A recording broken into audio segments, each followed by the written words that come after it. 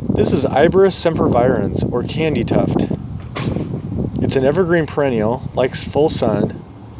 It kind of trails along and creeps. It's great down rock walls or concrete walls, whatever. And it's very, very tough and hardy. Now this year it has just really exploded with blooms. In years past it was kind of weak in its blooming and didn't look the greatest in the summer, but for some reason the spring conditions here have been awesome. Here's another group here, and it just really shows off other flower colors. Great. It's great for the front of a shrub border, tucked in nooks and crannies. It can take a lot of abuse.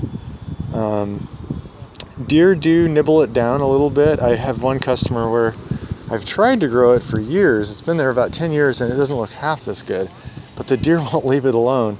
I don't think that's super typical because I've never seen it happen anywhere else, so I wouldn't worry too much about it being a deer problem.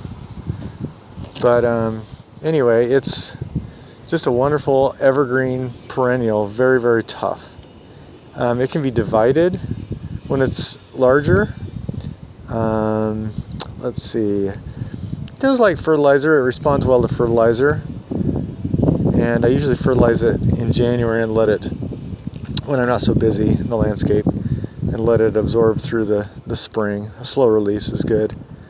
And sometimes I shear the plant after it's done blooming, but it's definitely not required. It does, the blooms don't look that great. They dry out once they're done later in the spring and in the summer.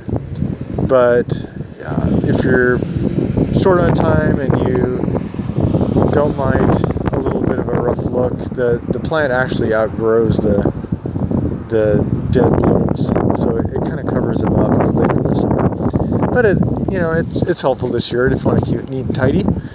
Along the edges you can trim it. It does get a little ragged sometimes, but I don't do a whole lot to this, and it has just done wonderfully well.